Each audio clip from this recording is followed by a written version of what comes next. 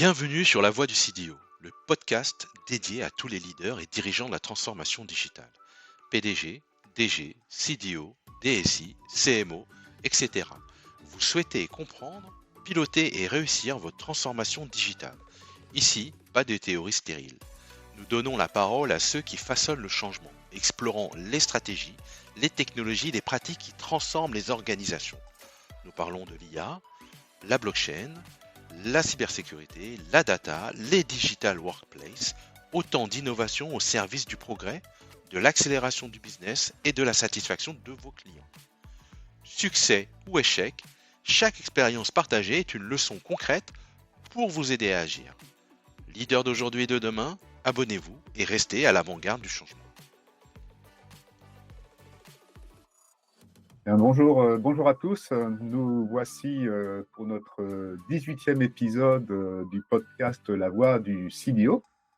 Cela fait donc un peu plus d'1 an et demi que nous avons lancé ce podcast avec Dawson. Bonjour Dawson. Bonjour Miguel, bonjour Henri, ravi de vous retrouver. Et nous avons la chance d'avoir aujourd'hui avec nous Henri Isaac. Donc, bonjour. Bonjour Henri, et il se trouve que j'ai pu travailler quelques années avec Henri lorsque Henri était vice-président du numérique de l'université Paris-Dauphine. Et Henri a été également créateur du think tank Renaissance numérique, et son président est toujours au bureau. Il a été aussi membre du conseil du numérique. Il a écrit de nombreux ouvrages sur le e-commerce, les business models du numérique. Il est enseignant l'université Paris-Dauphine, et ça va être un échange assez passionnant parce que Henri est toujours extrêmement en avance sur toutes les grandes tendances, et il a la chance en plus de pouvoir, de par son métier d'enseignant également, former toutes des générations d'étudiants sur le numérique et d'être confronté à ce qui se passe en temps réel finalement avec l'évolution de notre monde actuel. Donc, merci Henri d'avoir accepté notre invitation et de pouvoir partager cette heure et quelques avec nous. Avec plaisir. Merci pour Écoute, cette invitation. je t'en prie, si tu veux compléter un petit peu ton introduction, cette introduction pour que les auditeurs te connaissent un petit peu plus aussi, et puis nous dire quels sont tes grands sujets d'intérêt, et puis nous lancerons la discussion ensuite. Alors, moi, je travaille sur le numérique en tant qu'enseignant-chercheur depuis 30 ans, en fait. J'ai été impliqué dans les questions numériques assez tôt, en fait, à l'université, parce que j'ai financé en partie mes études en étant moniteur informatique à l'université, et donc j'ai côtoyé les équipes informatiques et avant que l'internet n'existe, et donc on gérait d'autres types de réseaux qui étaient tout aussi intéressants. Et puis j'ai pu assister au déploiement d'internet qui m'a complètement passionné, et ce qui fait que je me suis engagé en tant qu'enseignant dans les questions de numérique pédagogique assez tôt, à la fin des années 90, qui fait que je me suis toujours intéressé à cette question du numérique dans l'enseignement, et je suis sûr qu'on en reparlera parce qu'effectivement, depuis 2-3 ans, l'arrivée des modèles génératifs change quand même beaucoup de questions qu'on avait entre numérique et pédagogie, et recherche d'ailleurs. Et puis, je me suis toujours intéressé au numérique dans les organisations, et donc avec un de mes collègues, dès le début des années 2000, on s'est posé des questions sur comment les entreprises, comment le management allait évoluer avec le numérique. Donc j'ai toujours travaillé sur ces questions. Je me suis effectivement ensuite beaucoup intéressé à des industries comme le commerce, sur lesquelles je continue de travailler 30 ans après, parce que je les trouve toutes aussi intéressantes qu'elles ne l'étaient à leur début du e-commerce. Donc voilà, je continue à travailler sur cette question. Je me suis beaucoup intéressé aussi aux questions de transformation des fonctions, comme le marketing, par exemple, le marketing digital. Et puis, comme tu l'as dit, Miguel, moi, je me suis retrouvé avec tout ça, vice-président de l'université en charge du numérique, avec beaucoup de sujets de transformation, notamment la transformation d'une DSI. Donc, voilà, il a fallu que je recrute un DSI, une équipe, restructurer l'équipe, remettre en mouvement l'université sur ces sujets qui étaient flottants et pas forcément au cœur d'une stratégie d'ensemble. Donc c'est là où on a travaillé à pas mal de choses ensemble. Et puis, j'ai toujours continué à travailler sur les questions de données, parce qu'en fait, c'est un des enseignements. Je crois que le premier cours de Data Warehouse que j'ai dû donner, ça doit être en 94 de mémoire. Et donc, je me suis toujours intéressé aux questions de la valeur des données, au modèle d'affaires sur les données, et donc j'ai toujours travaillé sur ces questions. Et puis, bah, voilà, la donnée, elle est toujours là. Alors, c'est un peu complexifié, il y en a un peu plus, mais les questions restent assez souvent les mêmes d'ailleurs. C'est ça qui est intéressant. Voilà. Et donc, actuellement, donc à l'université, je dirais une mention, c'est-à-dire à peu près 180 étudiants, qui s'appelle Système Information, Réseau et Numérique, qu'on a mis au point avec un de mes collègues, Éric Brousseau, il y a maintenant 7 ou 8 ans, et qui vise à former des étudiants qui sont aptes à travailler dans les entreprises sur les questions de transformation numérique. Alors moi, je dirige plutôt un parcours qui les destine à des métiers liés autour de la création et des industries médiatiques, donc le cinéma, la télévision, la production, la musique, le jeu vidéo. Et donc, autour de ces questions, le numérique joue un rôle absolument majeur. Et quand j'ai repris ce master il y a maintenant plus de 12 ans, la question était de qu'est-ce que j'allais en faire. Et là, encore une fois, je me suis posé des questions du devenir de l'industrie médiatique et sa transformation numérique. Et depuis 2 ans, je me repose les mêmes questions avec l'IA, parce que c'est une industrie où l'IA joue un rôle absolument central, quels que soient les médias qu'on considère, que ce soit le journalisme, que ce soit le cinéma ou la musique. L'IA générative est là. Donc voilà, il a fallu repenser pas mal de choses sur comment on forme des étudiants dans cette période qui est à la fois fascinante par sa vitesse et les moyens qui sont investis par les Américains et les Chinois sur ce sujet.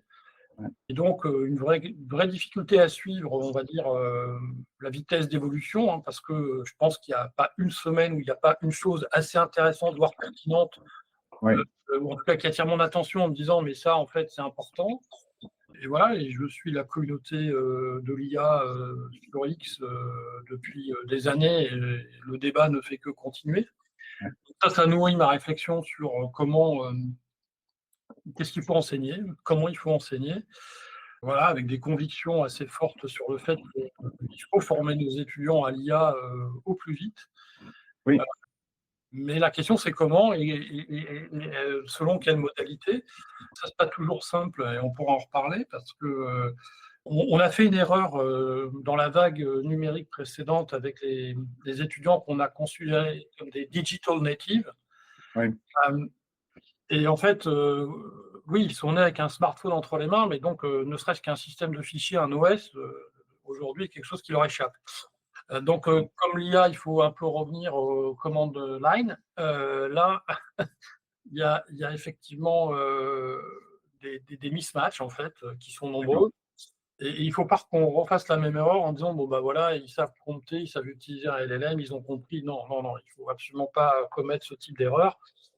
Moi, je me suis rendu compte que la plupart d'entre eux, une fois qu'on avait enlevé ChatGPT, ils ne connaissaient rien. Voilà, et que la compréhension de cet outil, de comment il est fabriqué, qu'est-ce qu'il produit, quelles sont ses limites, et puis surtout comment on l'utilise, en fait, parce que la vague précédente les a amenés à utiliser un outil, un moteur de recherche, et ils continuent de se comporter face à ces outils comme un moteur de recherche. Or, ce n'est pas la bonne façon d'aborder ces outils-là.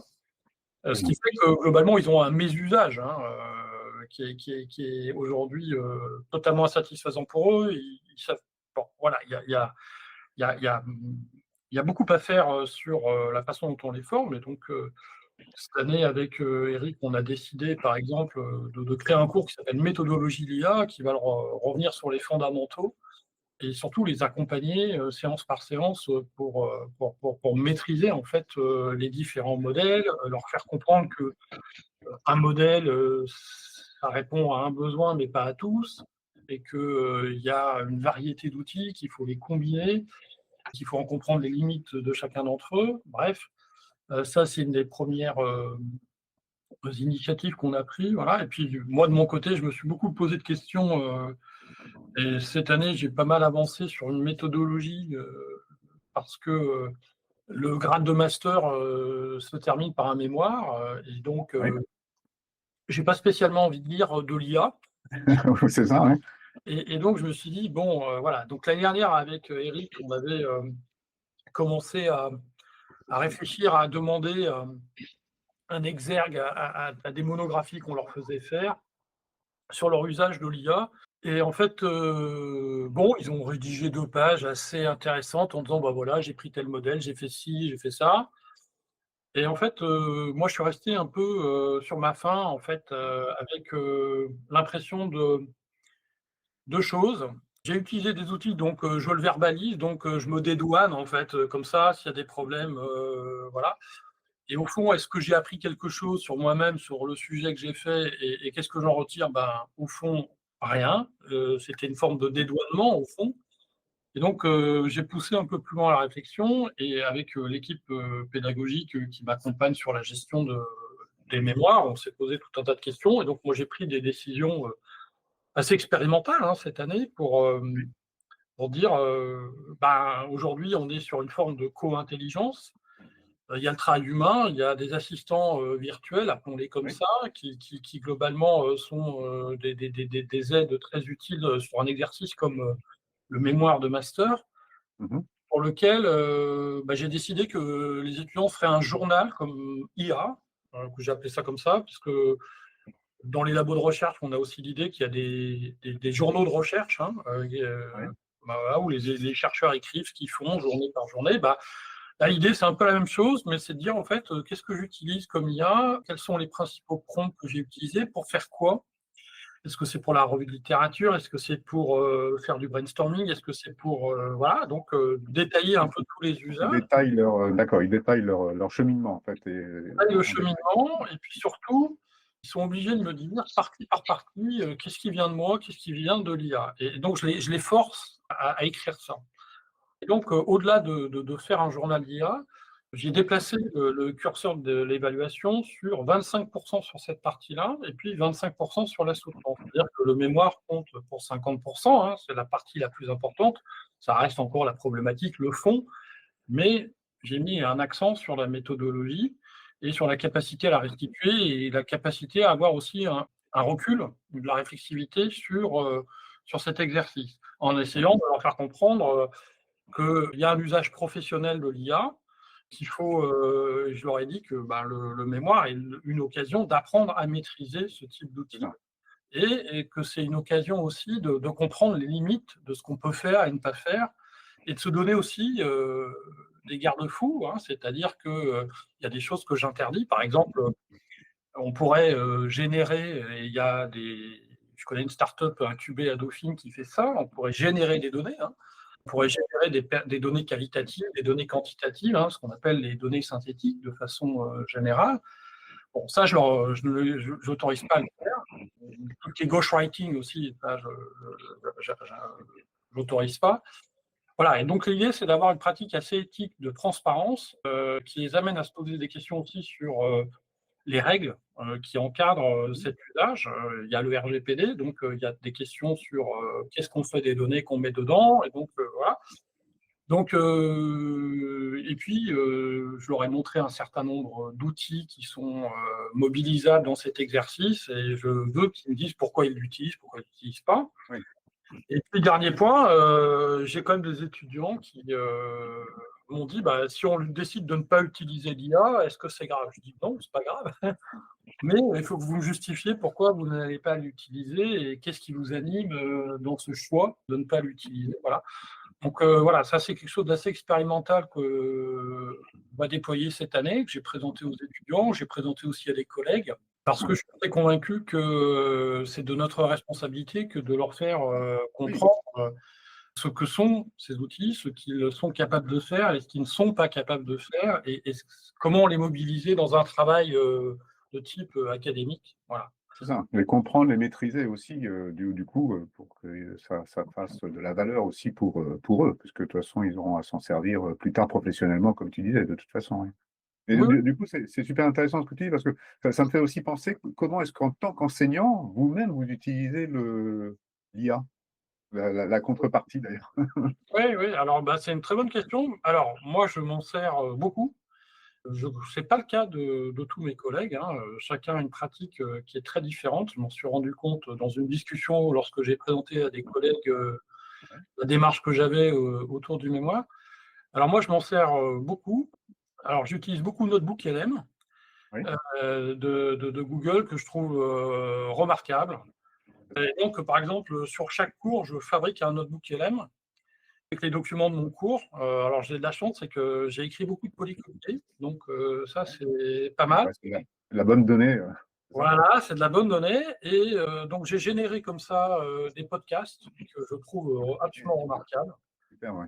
Donc globalement, c'est une séance, c'est un podcast de 6 minutes qui est une synthèse de cette séance en 6 minutes. Ouais. Donc là, je les donne aux étudiants. J'ai Et fait. ça, excuse-moi, ils l'ont avant le cours? Ouais.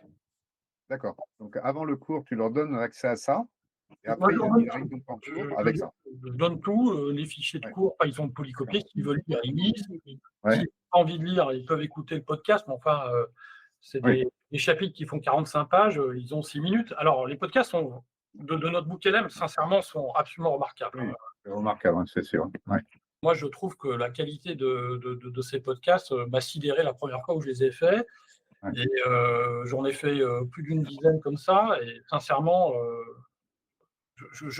moi, en tant qu'enseignant, je n'aurais pas été en mesure de les produire. Et donc, en tout cas, je n'avais même pas des idées de questionnement ou de didactique. Voilà. Bon, après, j'ai repris le prompt 2-3 fois pour arriver à quelque chose qui me satisfaisait. Mais maintenant que je l'ai, le Ouais. prompt fonctionne très, très bien. Bon, la vidéo, c'est moins bien pour faire ça. Mais par contre, dans Notebook LM, il y a quelque chose que je trouve d'assez remarquable, c'est la carte heuristique, Oui, le mind mapping, parce que alors ça, moi, si j'avais eu ça en tant qu'étudiant, j'aurais adoré, ouais. parce que tu as un cours complet et tu peux naviguer dans le cours par les concepts en partant de là où tu veux et puis en rebondissant dessus. Donc ça, je trouve que c'est un outil utile, donc je le génère, comme ça permet de montrer aux étudiants comment l'utiliser et puis naviguer dans le contenu du cours d'une autre façon. Et Henri, juste une question, c'est toujours, tu as constaté que c'était toujours très précis, enfin, il y a pas d'erreur dans ce qui génère notre booklm, c'est ton constat? Ah ben, Notebook LM, si tu lui donnes c'est une sorte de RAG, hein, d'une certaine Ouais, façon. ouais. Oui, il sort pas du rail, entre guillemets, et il Ouais. conceptualise parfaitement tout ton contenu. Ouais. Alors, j'ai fait ça parce que la première chose que j'ai faite avec l'IA, c'est que j'ai créé un GPT l'année dernière. Oui, J'ai créé un GPT qui a donné d'excellents. Enfin, moi, là, j'ai été déjà aussi assez surpris de ce que j'avais fait parce que dans le GPT, ce que j'avais mis les polycopies de cours, les slides de cours, les examens, les corrigés d'examens, tout, tous les cas, tout le matériel pédagogique que je fabrique, j'ai mis là-dedans. d'accord. Et les étudiants ont trouvé ça génial, d'avoir accès à un truc où ils peuvent rentrer pas n'importe quelle question. S'ils veulent un quiz, ça génère un quiz. Voilà, ça c'est quand même. Le GPT avait donné beaucoup de satisfaction aux étudiants. Donc ils ont le GPT cette année, mais ils ont aussi des podcasts. Donc je leur donne ça. Et puis, donc ça, j'ai commencé l'année dernière. Alors, il y a des choses que je fais déjà depuis pas mal de temps en cours. Ça, c'est grâce à une petite traduction de Microsoft qui est encastrée dans Office 365. J'ai des étudiants étrangers et donc je mets la traduction en anglais ou en chinois s'ils veulent, hein, sur les slides. Ça fait son petit effet quand même parce que globalement, des étudiants qui ont du mal à suivre en français, tout d'un coup, ils peuvent avoir le sous-titrage du cours dans une autre langue. Ouais, Donc, super. ça, c'est pas mal pédagogiquement quand même, hein. Ça peut paraître un détail, mais ça l'est pas pour certains étudiants. Ouais. Donc, je trouve que ça a de la valeur. Bon, voilà, pour l'instant, j'en suis là. Et alors, là, je suis en train de préparer j'ai un cours sur les réseaux sociaux, ça s'appelle Social Media. Et l'année dernière, j'ai bâti un framework pour analyser globalement la présence d'une marque et la façon dont elles utilisent les réseaux sociaux, et donc le diagnostic, puis aussi derrière, recommandations pour la marque, comment améliorer sa présence digitale sur les réseaux sociaux. Donc là, le framework, je l'ai fait avec ChatGPT en partant de toute une revue de littérature que j'ai construite.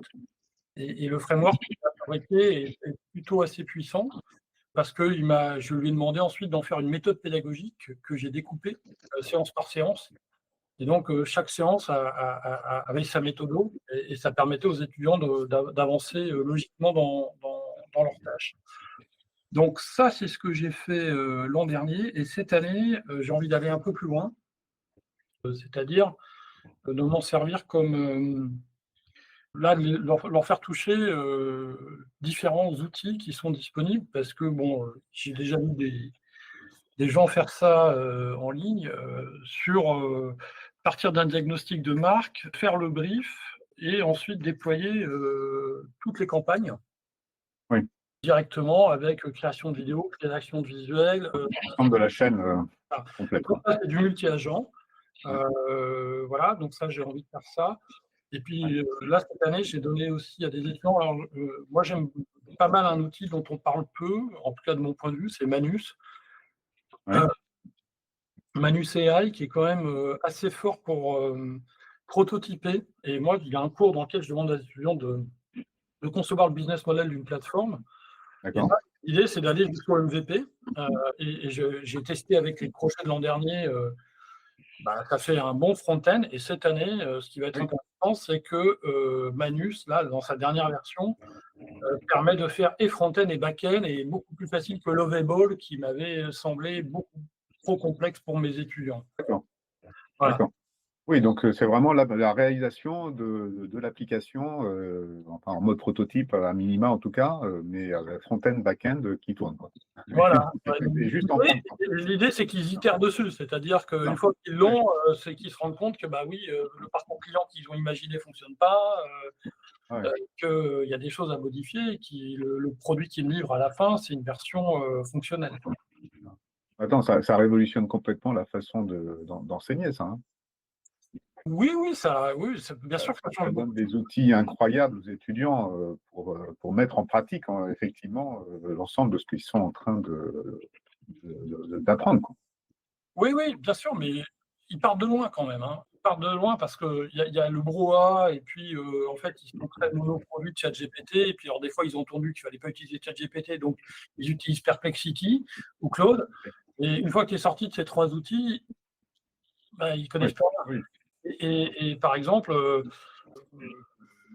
il y en a très peu qui ont. Alors, j'en ai qui savent coder, etc., et qui s'emparent de ces outils-là pour faire du vibe coding et autres. Mais déjà, ils n'ont pas les bases d'un prompt, alors que je leur dis, mais enfin, regardez, OpenAI donne des guides, Google donne des guides, du prompt, enfin, je veux dire, tout est en ligne, tout est là, il suffit de les chercher pour comprendre comment ça fonctionne. Mais le Covid m'avait montré qu'ils ont encore besoin de nous et d'être guidés. Voilà. Bon, l'enseignant a encore son rôle à jouer. En fait, partir tout seul à la conquête de ce vaste monde qu'est l'IA, c'est difficile. on ne sait pas par où partir, c'est compliqué. Donc, on a quand même un rôle encore à jouer. Et puis, le rôle qu'on a, c'est surtout de leur faire toucher à la fois les limites, d'avoir un regard critique sur ce qu'ils font avec. Parce qu'ils ont parfois une naïveté qui est liée à leur âge, sur le fait qu'ils ne comprennent pas que l'outil peut halluciner. Comme ils ne promptent pas forcément très bien, ils ont des résultats dont ils ne comprennent pas les limites. Voilà. Donc, on a encore un rôle, me semble-t-il, assez important à jouer là-dedans, mais le rôle principal, de mon point de vue, c'est de leur faire comprendre que s'ils ne s'emparent pas très vite de ces outils, ils vont au-devant de difficultés professionnelles à court terme. Oui, c'est ça. Et en prenant un peu plus de hauteur encore, est-ce que dans une université comme Dauphine, alors pas Dauphine spécifiquement, mais en tout cas, comment est-ce qu'une université pourrait évoluer d'après toi en intégrant justement, alors aussi bien au niveau des enseignants que des étudiants, sur les deux populations et la pédagogie, faire vraiment, tirer profit vraiment de ces outils d'IA, en fait. Comment méthodologiser ça à plus grande échelle, en fait. Alors, moi, la chose qui me paraît très intéressante, parce que c'est un vieux débat dans la pédagogie et le numérique, c'est l'individualisation du parcours. Je ne sais pas si tu as déjà utilisé le mode apprentissage guidé de Gemini. Oui. C'est assez remarquable. Hein. Et tu vois qu'il y ait un outil qui permette, à partir du profil d'un étudiant, vraiment de l'accompagner dans ses apprentissages, qu'il puisse reprendre des lacunes qu'il a. C'est un vieux serpent de mer qu'on a dans la pédagogie et le numérique, avec l'idée que à l'ère de l'éducation de masse, le suivi individuel est très coûteux, voire impossible. Et donc, là, on a enfin un outil qui semble adapté à. Donc, moi, je pense qu'il y a beaucoup de choses à faire sur l'individualisation des parcours à partir d'une IA qui soit alimentée par les cours de l'université et qui soit paramétrée avec, si tu veux, un certain nombre d'éléments sur le parcours antérieur de l'étudiant, ses lacunes, ses difficultés, ses faiblesses, et qui nous permettent d'améliorer la réussite des étudiants et leur progression. Ouais. C'est quelque chose qu'on cherche à faire depuis des années. Hein. Je voulais, moi, rebondir sur cette idée-là d'apprentissage en université ou même peu importe dans quel niveau scolaire. C'est de comprendre aussi comment on peut piloter ou analyser en fait chacun des parcours. On parlait de data, exploitation de data, que ce soit dans le marketing, parce que gérer une campagne, il ne suffit pas de la lancer, il faut aussi la piloter, pouvoir arbitrer des enjeux. Et parfois sur un parcours client, jusqu'à parfois long, dans l'immobilier, on voit que c'est des cycles qui sont peut-être sur 24 mois. Et du coup, la prise de décision et l'analyse, elle est complexité. Si on met 24 fois à pouvoir analyser, en fait, il y a déjà une catastrophe financière importante. Sur l'enseignement, la réflexion qui m'amène, c'est de se dire, voilà, on a parlé de réglementation, on a parlé d'exploitation de données. Comment on arrive à sortir un modèle lorsque c'est finalement l'IA qui va gérer quelque part cette boîte noire du parcours individuel? Comment nous, soit experts en data ou autres, puissent avoir un regard? Parce que je ne sais pas si aujourd'hui la formation existe déjà de maîtrise de comment est exploitée la donnée et comment elle est implémentée, comprise dans une vitesse d'apprentissage individualisée. Alors après, c'est vrai qu'il faut se méfier ici des données dont on dispose, mais puisque globalement, les données qu'on a sur les étudiants, c'est des logs ou des notes. Bon, voilà. Donc, bâtir des algos à partir de ça, on le fait. L'algo de sélection à l'entrée de Dauphine, il repose sur les données de réussite des étudiants en licence. Donc, on a déjà des algos depuis très longtemps à Dauphine, qui sont du machine learning, tout simplement, qui intègrent des données des étudiants. Bon, donc, nous, on a des analyses sur le taux de réussite des étudiants, et on a des données qui nous permettent de prédire que, typiquement, ce profil-là, il a plus de chances de réussir que tel autre. Donc, ces données-là, on a déjà, historiquement, à Dauphine, en tout cas, beaucoup de données sur le taux de réussite des étudiants. Et donc, on a modélisé une partie de ça. Donc, il y a des choses qui sont faites. Il y a eu plusieurs projets de recherche qui ont été financés par l'État autour de cette question. Ensuite, on a aussi d'autres types de données qui sont les données d'insertion professionnelle, où là, on commence à avoir pas mal de données longitudinales et qui permettent de dire des choses. Donc, on n'est pas tout à fait dans du big data, mais on a déjà quand même beaucoup de données qui, de mon point de vue, sont sous-utilisées. Voilà. Alors après, il faut se méfier des données parce que les notes sont des données qui, comme beaucoup de données, parfois résument beaucoup de choses en peu de chiffres. Et donc, il y a besoin d'une interprétation. On connaît la... Bon, mais nous, il y a des choses qu'on sait redresser dans les notes. Voilà. On sait que quand un étudiant vient de telle université, il faut baisser de 4 points, globalement, voilà. Bon. Donc ça, nous, on le sait, c'est la connaissance métier qui fait qu'on sait comment on interprète les données. Bon. Je pense qu'on a d'autres éléments, sur les profils d'étudiants qu'on pourrait intégrer, on a quand même pas mal de choses. Parce qu'on a des rendus maintenant. On a quand même tout un tas de documents numériques. C'est ce que j'allais dire. Parce qu'il y a Voilà. maintenant, il y a du contenu bien au-delà des simples notes, même avec les LMS, les rendus qui sont de plus en plus numérisés, etc. On avait commencé à le mettre en place Voilà. déjà chez Dauphine, donc qui sont disponibles. Donc effectivement, là, l'IA générative en particulier peut vraiment jouer un rôle supplémentaire, là. Tout à fait. Non, non, mais bon, c'est-à-dire que oui, il y a de plus en plus on a les données d'interaction aussi, hein, avec les étudiants. Enfin bref, on a aujourd'hui, si on voulait faire un graphe étudiant, on pourrait le faire, hein, voilà. Bon, avec une limite que Miguel connaît, c'est qu'on a beau déployer tout un tas d'outils internes, on est dans Bring Your Own Device, et les étudiants, globalement, on est sur des générations qui, à part le Google Drive, ne savent pas de quoi on parle, quoi. Bon. Globalement, PowerPoint pour eux, ça n'existe pas plus aujourd'hui, c'est Canva. Bon, voilà. Donc il y a tout un tas d'outils qui nous échappent, en fait, de trucs qui nous échappent. Mais ça, c'est depuis que je fais du numérique dans l'enseignement supérieur, ça a toujours été comme ça. Bon, mais c'est pas comme en entreprise où on a plutôt les données qui sont quand même mieux maîtrisées, on va dire. Pas toujours de meilleure qualité, mais elles sont là. Ce qui il y a une bonne partie des données qui nous échappent, en fait. Bon. Et puis, alors après, ça c'est un point de vue très personnel, je pense qu'il y a, particulièrement en France, et particulièrement dans le public, et particulièrement dans l'enseignement supérieur, tout un tas de réticences sur l'exploitation des données personnelles et de l'individualisation des parcours, qui fait qu'on ne met pas toute l'énergie qu'il faudrait pour déployer ce type de projet, quoi. Oui, ça fait plutôt peur à beaucoup de gens quand même d'aller dans cette direction-là, c'est ça. Alors que effectivement, si c'est bien géré, bien cadré, bien encadré, Oui, ça pourrait effectivement être véritable atout.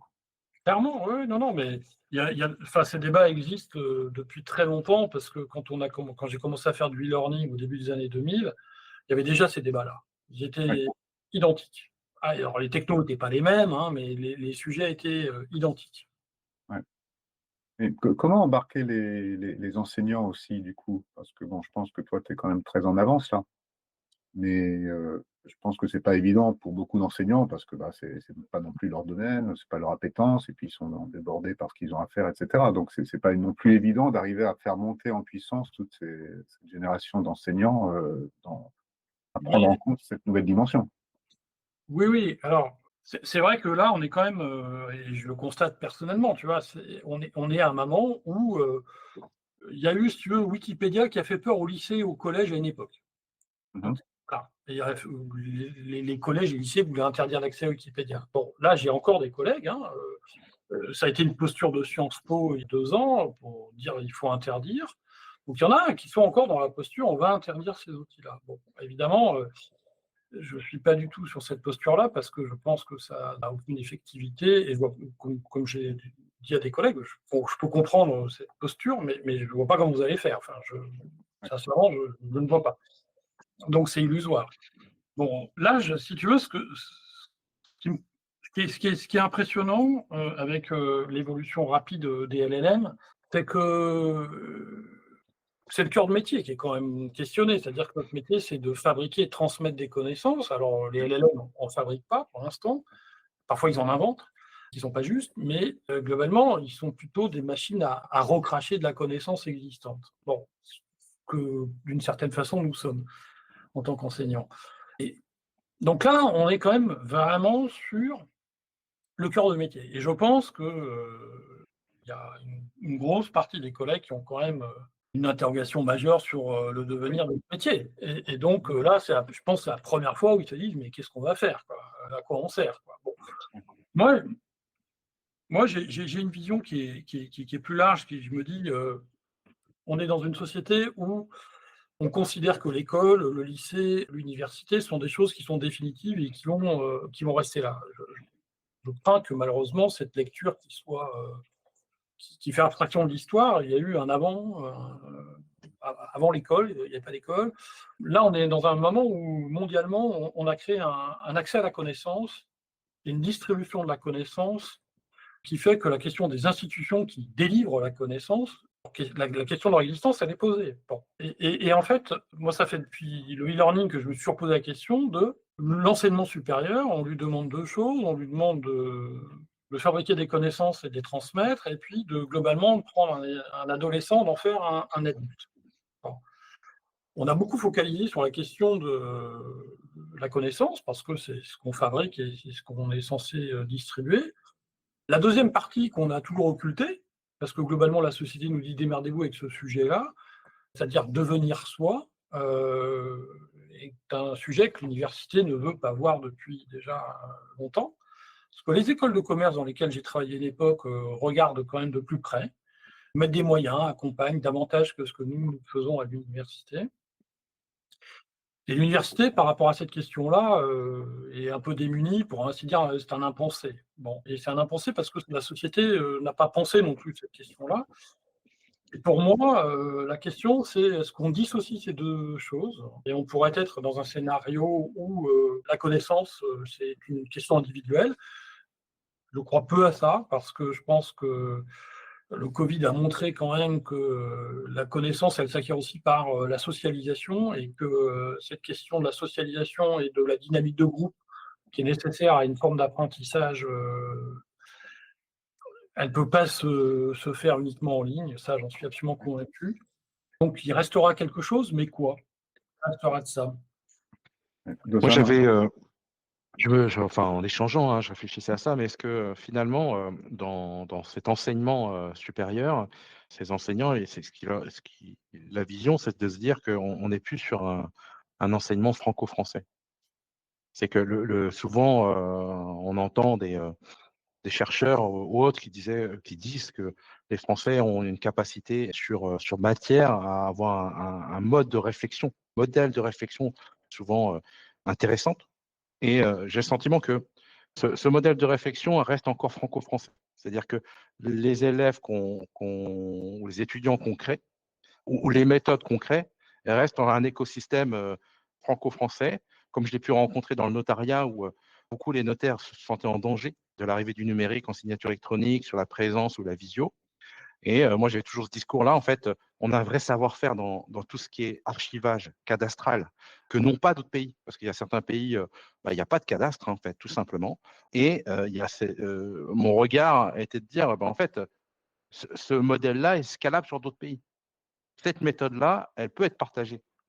Et du coup, ça note une autre dimension, qui est la dimension du numérique. C'est-à-dire qu'aujourd'hui, lorsqu'on lance une entreprise, par le postulat, c'est un modèle universel, quelque part. Une plateforme SaaS est une solution avec une démarche universelle et peut-être une réflexion sur des usages et des us et coutumes, mais ça reste quand même un usage qui va se démocratiser. C'est une réflexion. Hein. Alors, moi, je serais plus nuancé sur ce point parce que, d'abord, je ne suis pas très certain qu'on apprenne des choses très différentes à Dauphine qu'en Angleterre ou en Espagne ou aux États-Unis en sciences de gestion. Hein. Globalement, il y a une espèce de vulgate internationale qui s'est quand même développée ces 30 dernières années et qui est largement distribuée. Il reste des touches et des postures qui peuvent varier ici et là, mais globalement, on enseigne à peu près la même chose. Hein. Alors, avec du décalage dans le temps parfois, voilà, mais globalement, cours de stratégie d'entreprise en 3e année à Dauphine, je ne vois pas ce qui est très différent d'un cours en Espagne ou en Italie, quoi.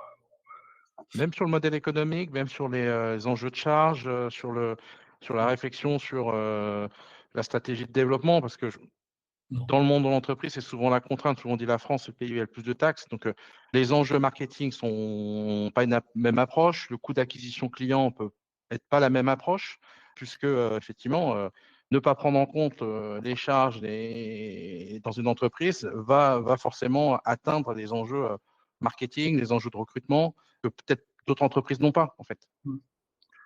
Non, mais après, le deuxième point que je voulais soulever, c'est que 30 ans de numérique, quand on observe avec un peu de distance et de recul ce qui s'est passé, la Chine n'a pas fait les mêmes plateformes que les États-Unis, l'Amérique du Sud n'a pas fait les mêmes plateformes que les États-Unis ou la Chine, l'Europe n'a pas fait les mêmes plateformes, si tant est qu'elle en ait fait. Il reste, et je me suis beaucoup intéressé aussi à l'Afrique, il reste un ancrage socio-culturel qui est très, très prégnant, quoi. Le numérique chinois, c'est pas le numérique américain, c'est pas le numérique européen, c'est pas le numérique africain. Et ça, on peut le faire dans tous les sens. Il y a un encastrement socio-économique qui dicte un certain nombre de choses pour la façon dont on fait du numérique. Bon. Et dans l'enseignement supérieur, je suis assez convaincu que les choses sont pas très différentes au fond. Bon. Et puis, Coursera existe depuis 15 ans, c'est pas pour autant qu'on a vu nos chiffres de candidatures et d'étudiants s'effondrer. La Oui. démographie va nous poser plus de problèmes que le numérique, ça c'est sûr. Oui. D'accord. Bon, super riche en tout cas. Écoute, en préparant un petit peu le podcast, tu nous as parlé aussi, tu réfléchissais sur l'agentic commerce, hein, et aussi que tu réfléchissais sur la robotique. Est-ce que tu peux nous en dire plus, hein, sur ces sujets? Ouais. Alors, je travaille sur le e-commerce, donc le premier bouquin que j'ai publié, c'était en 2007. Bon, donc ça fait un petit peu de temps. Donc je suis un observateur distancié du e-commerce français, européen et puis mondial depuis cette période-là. Et comme je vais publier un nouveau bouquin, ça m'a donné l'occasion de réfléchir à ce qui s'est passé, ce qui est déjà automatisé et qu'est-ce que l'IA va changer dans le e-commerce. Alors, il y a d'abord, contrairement à ce qu'on pense, beaucoup de robots qui sont déjà utilisés dans la partie logistique parce que c'est une partie qui est coûteuse, qui nécessite beaucoup de main-d'œuvre. Hein. Amazon a embauché à l'occasion du Covid quasiment 250 000 personnes de plus. Et pourtant, depuis, Amazon a commencé à licencier parce qu'il a fortement robotisé ses entrepôts. Alors ça, c'est la partie qui est aujourd'hui à peu près... En Grande-Bretagne, il y a un modèle très intéressant, c'est celui d'Ocado, qui a, dans l'alimentaire, a construit un modèle qui est une espèce de machine à battre Amazon. Et ce modèle, en fait, maintenant, il l'exporte, il le vend à d'autres distributeurs qui veulent avoir de la logistique automatisée. Donc ça, c'est des choses qui sont déjà très avancées, en fait. D'accord. Ce qui est en train de se passer, c'est plutôt sur une partie qui est très compliquée, en tout cas coûteuse, c'est la livraison ce qu'on appelle le dernier kilomètre, c'est-à-dire entre l'entrepôt et chez vous. Et cette logistique-là a toujours été compliquée parce que globalement, à part la Poste, les acteurs n'avaient pas de réseau de distribution. Bon. Donc Amazon en a construit un, bon, à coups de milliards, mais tout le monde ne peut pas le faire. Bon. Donc là, ce qui est en train de se passer, c'est des choses qui sont autour du véhicule autonome et du robot de livraison. Et en fait, il y a globalement, les Américains bossent dessus, avec notamment Uber d'un côté, Amazon de l'autre, qui a beaucoup investi dans une start-up qui s'appelle Lux, qui a des véhicules qui peuvent livrer, autonomes, et puis des camions autonomes aussi. Voilà, donc là, il y a cette approche autour de dire, bon, comment on peut réduire le coût de la livraison. Voilà. Et en fait, en Chine, ce sujet est pris très très au sérieux parce que la Chine a un marché de la livraison de repas qui est gigantesque. C'est plus de 100 fois ce que Uber. Enfin, je veux dire, c'est à une échelle qui nous échappe. Il y a un acteur majeur sur ce marché qui est Meituan, qui est un acteur colossal et qui a mis d'énormes moyens pour, on va dire, automatiser la livraison de repas. Et donc, il y a beaucoup investi dans les drones de livraison.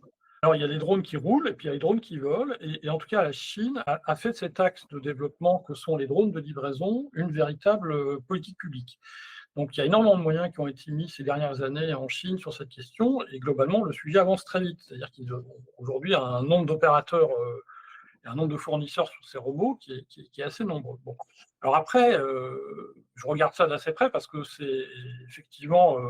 des enjeux, il y a plusieurs enjeux, des enjeux de coûts, on parlait de charges tout à l'heure. Il y a des enjeux aussi dans la ville, c'est-à-dire comment on va opérer ces robots en contexte. Comment on va les sécuriser, comment on va les accepter.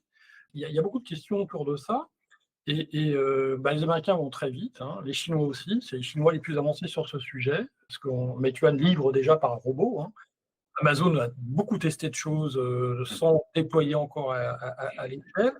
Mais c'est la direction qu'ils prennent, parce que c'est pour eux une façon de réduire, leur empreinte carbone qui est forcément excellente, parce que ça sera tous des véhicules autonomes électriques ou des robots électriques. Bon. Donc, c'est un premier enjeu de soutenabilité et un enjeu économique, on l'a dit. Voilà. Et puis, il y a des externalités négatives qui sont liées aux livraisons en centre-ville.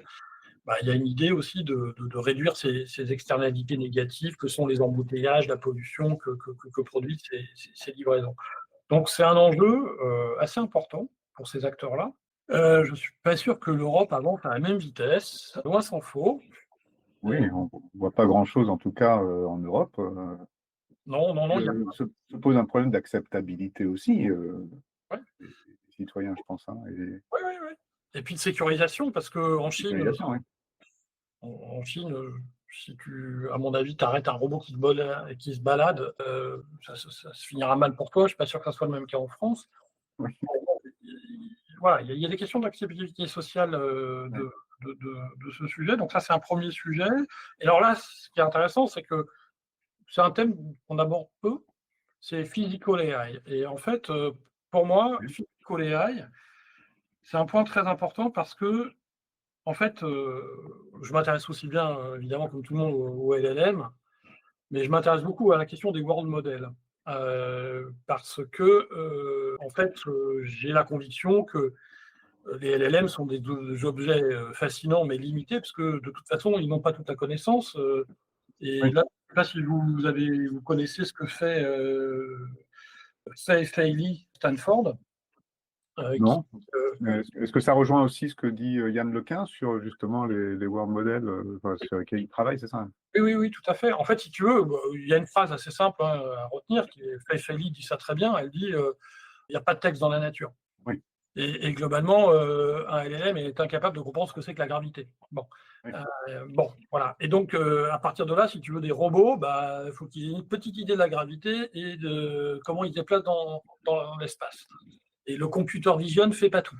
Bon, donc il faut des modèles un peu plus sophistiqués, et c'est ce sur quoi travaille Fei Li dans son laboratoire. Oui, je n'avais pas compris. Fei Li, effectivement, elle est super connue. Oui. Et ce qu'elle fait dans World Lab est absolument incroyable, enfin de mon point de vue. D'accord. Et donc tout ce qui est physical AI et robotique pose cette question des autres modèles qu'on est en train de développer, dont on parle finalement assez peu et qui vont être assez décisifs, à mon avis, dans les opérations pour les entreprises qui ont encore le monde physique à gérer. Et puis la robotique de service va aussi avoir besoin de ces modèles-là, plus que des modèles de LLM en fait. Bon. Oui. Et si tu écoutes un peu le Andrzej Karpathy, oui. Il dit à peu près la même chose aussi. Hein. Bon, voilà, donc là, il y a un petit début de consensus scientifique pour dire oui, les LLM c'est bien, mais en fait, il y a une partie de la connaissance qui est quand même d'une autre nature.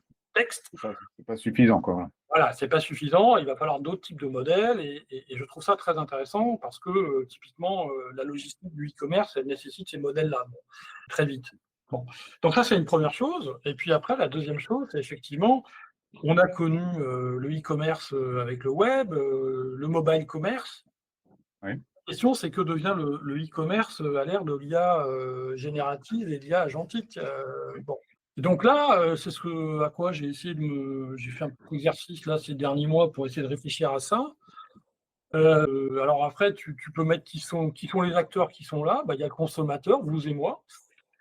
Il y a des big tech qui ont tous des cartes à jouer en la matière, parce qu'ils ont plus ou moins développé des services là-dessus. Ils gèrent du paiement, ils gèrent des OS, ils gèrent de la confiance ou pas. Donc on va dire qu'ils ont un certain nombre de ressources qu'ils pourraient mobiliser pour prendre des positions sur cette nouvelle chaîne de valeur. Il y a des nouveaux entrants comme Anthropic, comme OpenAI, qui ont très très vite compris qu'ils pouvaient tout d'un coup mettre une carte bancaire dans leurs outils et récupérer les transactions. Oui. Et donc, en fait, la question qui se pose pour moi, c'est effectivement, il y a des dilemmes stratégiques pour les distributeurs, parce que globalement, s'ils ne sont pas présents dans ces outils qui vont devenir les nouvelles interfaces, la question, c'est s'ils vont devenir des nouveaux OS. Hein, voilà. Oui, c'est ça. Parce que globalement, là, l'étape à laquelle on est, c'est du web agentique, hein, c'est-à-dire que globalement, c'est le navigateur qui devient une espèce d'assistant. Oui. Voilà. Oui. Bon, c'est la phase de web agentique, j'appelle ça comme ça. Je ne suis pas sûr qu'on reste là-dedans. À mon avis, on ne restera pas très longtemps là-dedans. Il y a une question du form factor. Est-ce que c'est le smartphone? On voit bien que OpenAI a compris en allant chercher Jonathan et Yves que bon, peut-être que ça sera la voix. D'autres qui disent que ce sont les lunettes, ça c'est méta. Bon, il y a beaucoup d'interrogations autour du device, mais peu importe le device, au fond, c'est qui va gérer la transaction, quoi. Oui, c'est ça. Hein. Il y a une question de visibilité pour des catalogues d'e-commerce. Est-ce que je le mets dans OpenAI, hein? Aujourd'hui, OpenAI a publié une API qui dit déversez vos catalogues. Oui. Au risque que je sois qu'un fournisseur de catalogue. Oui, c'est ça. Non, et puis j'ai même vu des annonces Shopify, par exemple, c'est feu de tout bois là, actuellement. Ils ont un accord avec OpenAI et puis un autre accord avec Lovable aussi pour faire des applications en mode 100% prompt directement pour faire du e-commerce, etc. Enfin, effectivement, il y a des grands mouvements dans le domaine, quoi. Les mouvements vont très très vite parce que Google a proposé le protocole agent to agent. Oui. Donc ça, il est là. Il y a un protocole agent to payment qui a été mis en place aussi. Alors avec Stripe, avec Visa. Bon, donc tout le monde s'est à peu près mis d'accord sur comment on va faire payer un agent. Ouais. La question que je me pose, moi, c'est de dire, Miguel ou Dawson, comment vous allez gérer votre agent? Vous allez le fabriquer comment? Comment vous allez le paramétrer? Qui va le contrôler? Comment vous allez vous assurer qu'il ne fait pas n'importe quoi? Oui. Donc, du côté consommateur, quand on raisonne de ce côté-là, la question, c'est qui va contrôler? Quel contrôle, moi, consommateur, je vais avoir là-dessus? Est-ce que je vais mettre, par exemple, des paramètres dans mon agent pour lui dire je ne veux pas que tu achètes allemand, je ne veux pas que tu achètes chinois, je veux que tu achètes français, je veux que tu achètes avec des critères ESG, dépasse pas ces prix-là, fais attention au coût de livraison, fais attention à la trace carbone de la livraison. Voilà, je peux mettre tout un tas de facteurs dans l'agent qui va faire qu'ensuite, cet agent, avec qui va-t-il dialoguer? C'est-à-dire, il dialogue avec OpenAI, ou il dialogue avec Walmart, ou il dialogue avec Amazon. Bon.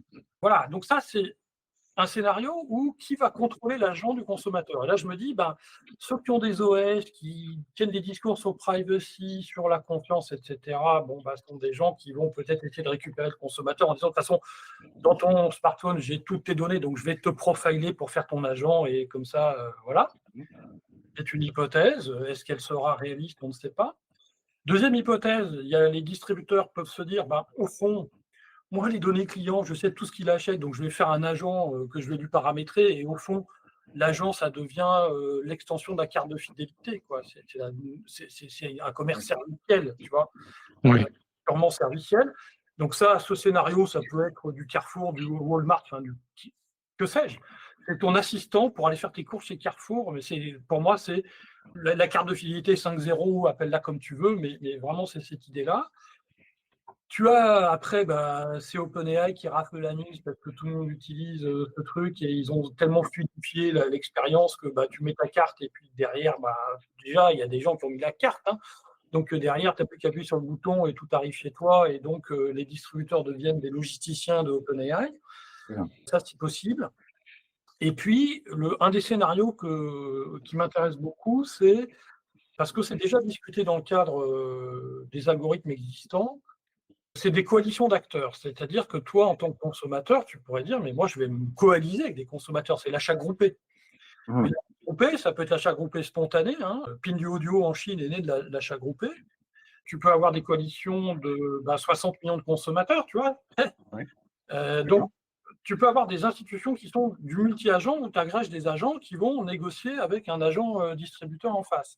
Donc, il y a la question quand tu regardes les travaux en informatique multi-agent, il y a eu beaucoup de choses qui ont été faites sur la négociation, aussi bien en B2B qu'en B2C. Pas mal de gens ont réfléchi à ça depuis très longtemps. Donc là, il faut juste appliquer. Et en contrôlant. Et donc, pour moi, quand je réfléchis au sujet, il y a un énorme sujet de confiance. C'est-à-dire qu'avant que tu dises à ton agent, OK, va faire les courses chez Leclerc, dépasse pas 200 balles et fais gaffe à ces critères-là, il va falloir que j'ai un certain nombre de réassurances. Oui, totalement. Et il va falloir que j'ai de la traçabilité pour m'assurer qu'il n'a pas fait n'importe quoi. Oui, c'est totalement. Et donc, je dis qu'un truc auquel j'ai toujours eu quelques interrogations, la blockchain va peut-être enfin trouver ici son utilité. Dans le sens où on va inscrire dans un registre distribué les transactions pour être sûr qu'elles ont été faites et qu'il n'y a pas de fraude. Et que l'agent n'a pas fait n'importe quoi. Bon. Oui. Donc, beaucoup d'incertitudes. Oui, pardon. Beaucoup d'incertitudes encore sur le scénario dominant, mais on voit bien que ces questions-là vont très très vite se poser. Elles se posent pas. Est-ce que finalement, ça reste des outils de gestion, que ce soit le blockchain ou e-commerce ou ChatGPT. Finalement, est-ce qu'on ne revient pas sur un peu cette notion de se dire, on est dans ce moment-là où l'IA prend de la place à Google, qui est gratuit. On a une version d'OpenAI qui est payante.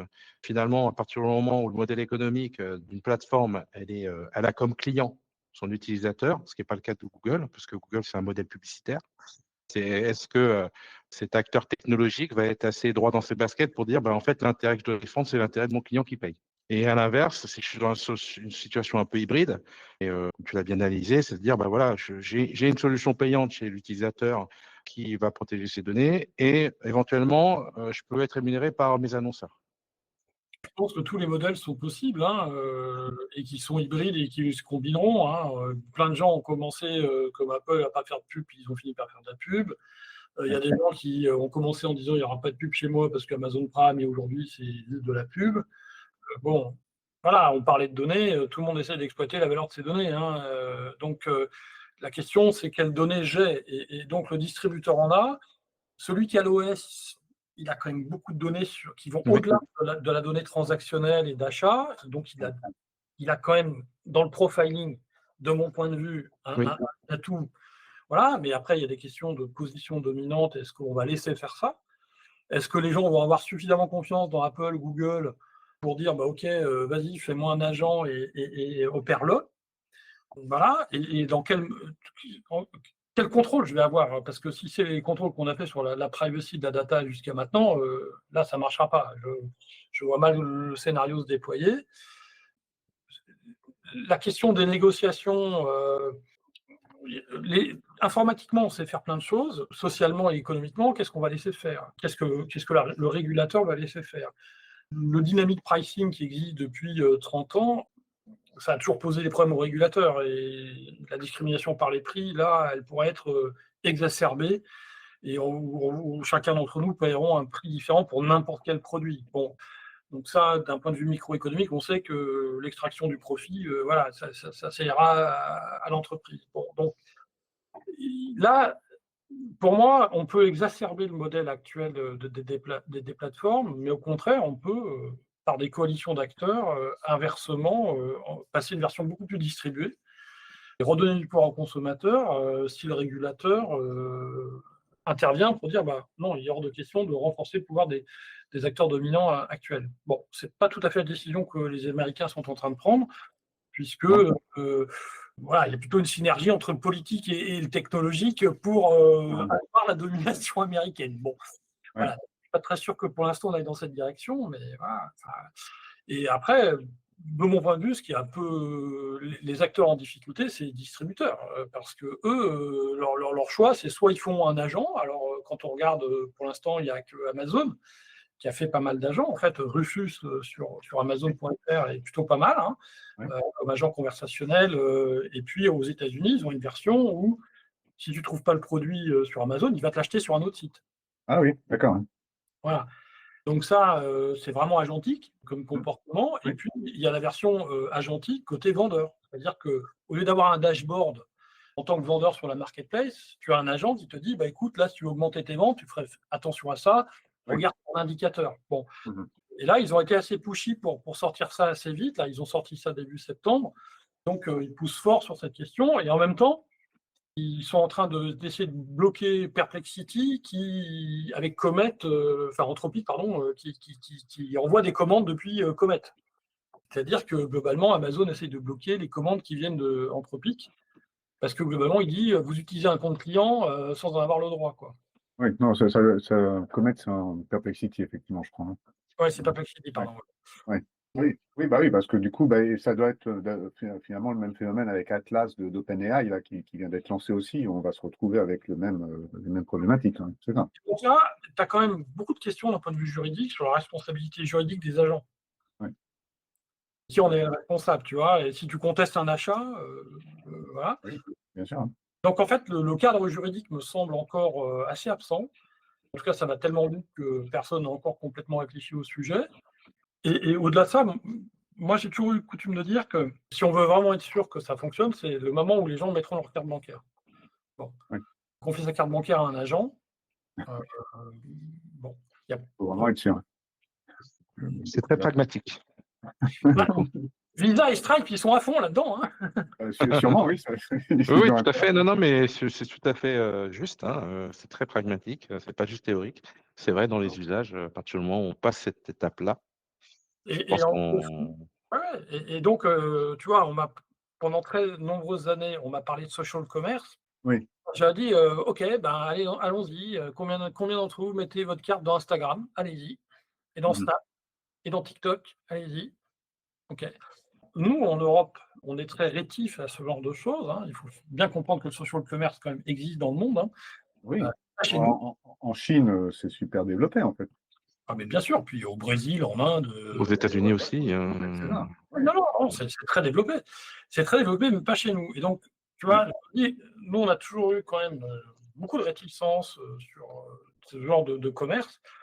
Et donc, ce qui, moi, m'apparaît déterminant, c'est le cadre de confiance et la confiance qu'on va construire. Et aujourd'hui, on est plutôt dans une phase où j'ai plutôt l'impression que les acteurs technologiques, on se fout de la régulation, on se fout du juridique, on se fout de tout ça, on avance. Ouais. Sauf que passer à l'étape transactionnelle, ça nécessite qu'il y ait quand même un contrat de confiance qui est bâti. Et je ne suis pas sûr que les conditions actuelles soient très propices à ce que les gens fassent des transactions directement dans OpenAI. C'est clair. Après, j'aimerais peut-être bifurquer un peu, mais en lien avec ce sujet-là. C'est justement faire confiance à un agent. Est-ce qu'on n'est pas dans une phase un peu transitionnelle aussi avec ce phénomène un peu médiatique qui est les influenceurs? Moi, j'observe là actuellement le poids qu'ils peuvent avoir sur les gens en termes de consommation. Les résultats sont parfois, moi, je me sens dépassé parce que je vois les sommes qu'ils arrivent à produire en quelques temps avec ce nouveau système de plateforme en direct, Mime, OnlyFans, où on devient finalement fan d'un individu qui a énormément d'influence sur la personne. Enfin, moi, je parle d'enfants ou même d'adolescents, sur la consommation.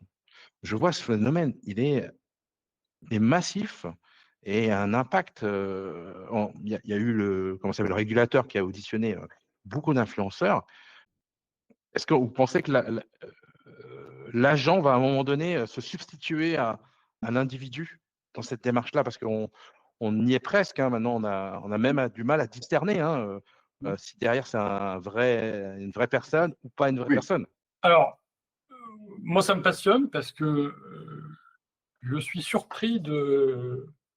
Alors, le succès des influenceurs, c'est un sujet que je traite dans un des cours que je donne là sur le social media. Et en fait, c'est très intéressant parce que on a oublié comment on vendait les choses. Des colporteurs, des publicités dans la rue, des gens qui étaient des hommes sandwich. Ouais. Il y a de la publicité sur eux, ça existe depuis le début du XXe siècle. Donc des gens qui font de la réclame, des bonimenteurs de foires, ça a toujours existé. Moi, j'ai accompagné ma grand-mère sur les marchés où elle se faisait embobiner pour des râpes à carottes ou des tapis.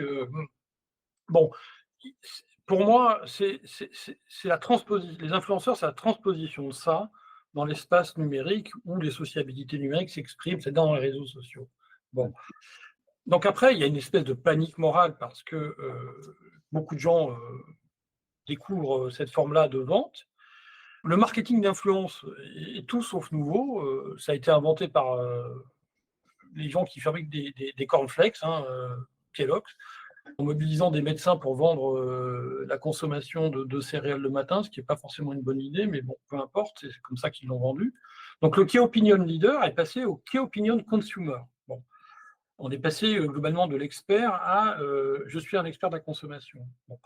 Donc cette transition-là, c'est une forme de démocratisation qui a ses travers, je ne les ignore pas, mais il faut aussi comprendre la massification du phénomène et comprendre pourquoi il s'exprime aussi lourdement. Et alors après, oui, l'IA là-dedans. Alors en Chine, c'est déjà massif, c'est-à-dire que les influenceurs ont un avatar qui est un clone et qui clone complètement. Donc ça, c'est déjà complètement le cas en Chine, où c'est massif. Donc ça va arriver chez nous parce que ça va pouvoir permettre d'augmenter le nombre de ventes en fait, hein, et le nombre Oui. de paroles. En multilingue en plus, etc. Parce que Oui, Voilà. oui, tout à fait. c'est Et ça. moi, ça m'intéresse aussi parce que j'ai essayé avec AGen et Eleven Labs, j'ai cloné Oui. ma voix, j'ai cloné Ah oui. mon bio. Moi, je suis en plein dedans là aussi. C'est Et ça. donc, moi, j'aurais bien envoyé mon avatar faire court, quoi. C'est ça. Donc, c'est des choses que je regarde de près. Ouais. Ouais. Et oui, oui, ça va arriver. Donc après, oui, on a un problème qui est connu entre ce qui est vrai, ce qui est faux et la post-vérité. Mais j'ai noté que M. Sam Altman est aussi quelqu'un qui a mis de l'argent dans une boîte dans laquelle il veut certifier les avatars ou des choses comme ça. Voilà. Bon, donc il y aura des gens qui auront une estampille pour dire ça c'est un vrai humain, ça c'est un avatar. Quand on regarde les fichiers que génère Gemini, ils ont déjà des watermarks qui Ouais. les identifient. Donc on va venir à des identités comme ça de différents niveaux et parfois on enverra notre avatar, parfois ça sera nous. Bon, oui, on va vers des choses de cette nature-là et peut-être plus vite qu'on ne l'imagine en fait. Ouais. Ouais, c'est passionnant. Hein. Ça Et vient à on une telle a vitesse. impatient de lire ton futur ouvrage, donc, sur ces sujets. Écoute, ça ne sera pas avant fin avril, début mai. Hein. Oh, bah, c'est pas si loin que ça non plus. Donc, Oui, on mais va attendre quelques mois. les éditeurs ne sont pas encore complètement AI-proof. Super. Ils ne vont pas aussi vite que OpenAI, en tout cas. Oui, oui. Non, c'est génial. Merci d'avoir partagé tout ça, Henri, avec nous. De ce, je te laisse le mot de conclusion, je crois. Tu as quelques petites questions habituelles. Avec plaisir. Merci en tout cas Henri pour ce partage, ce moment de partage passionnant, enrichissant, stimulant. J'ai l'habitude de terminer ce podcast par une question assez simple, assez récurrente, qui est simplement de nous conseiller un ou deux ouvrages, pas forcément liés au métier, mais qui t'ont inspiré, qui ont fait ce que tu es aujourd'hui, qui t'ont amené à chercher de la curiosité peut-être, t'ouvrir à l'autre, pour que nos auditeurs puissent aussi pouvoir découvrir aussi d'autres auteurs et d'autres ouvrages. Wow. Si je devais citer les bouquins qui m'ont... Il y en a tellement que... Non, moi, il y a un bouquin... alors, l'actualité fait qu'il est sorti en film, mais un bouquin qui a changé un peu ma façon de concevoir le monde, c'est quand j'avais 13 ans, c'est L'étranger de Camus, ouais. Oui, ça, c'est un bouquin qui a changé ma trajectoire, ouais, complètement. Oui. Oui. Donc, oui, Camus en général, après, parce que j'ai tout lu. Voilà. Donc, ça, pour moi, c'est un auteur assez fondamental pour moi. Et puis après, qu'est-ce que je pourrais citer comme deuxième bouquin il y a un bouquin alors, que je trouve, en tout cas, qui résonne beaucoup avec les discussions qu'on a eues. Alors, il n'est pas traduit en français, il s'appelle The Rise of the Machine. C'est un ouvrage qui est paru il y a... j'ai oublié la date. C'est un journaliste américain qui raconte le début de la cybernétique et de l'IA. Et je le trouve passionnant parce qu'au fond, il dit des choses... il m'a beaucoup éclairé sur le débat actuel. Parce que globalement, entre 45 et 60, le débat était à peu près identique à celui que nous avons sur l'IA aujourd'hui. C'est juste la seule différence, c'est que les machines sont là. Oui. Ouais. Mais la nature du débat, les questions qu'on se pose sont identiques. Oui, en fait. D'accord. Et donc, ça vaut le coup de faire, pour prendre de la distance avec la période actuelle où beaucoup de gens présentent des sujets comme extrêmement nouveaux. Non, au fond, dès lors qu'on a compris qu'on pouvait... l'analogie cerveau-machine est la première grand changement dans la conception des machines et tout le débat qui a existé entre Minsky et Rosenblatt sur l'IA, au fond, il posait toutes les bases du débat qu'on a aujourd'hui, quoi.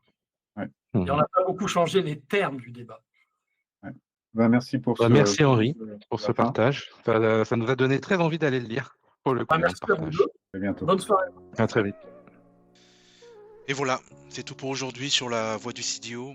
J'espère que cet épisode vous a apporté des idées précieuses et a ouvert de nouvelles perspectives sur l'utilisation de l'intelligence artificielle dans votre stratégie digitale. Si vous avez aimé notre conversation et que vous souhaitez soutenir le podcast, n'oubliez pas de le noter avec 5 étoiles et de laisser un commentaire sur votre plateforme d'écoute préférée.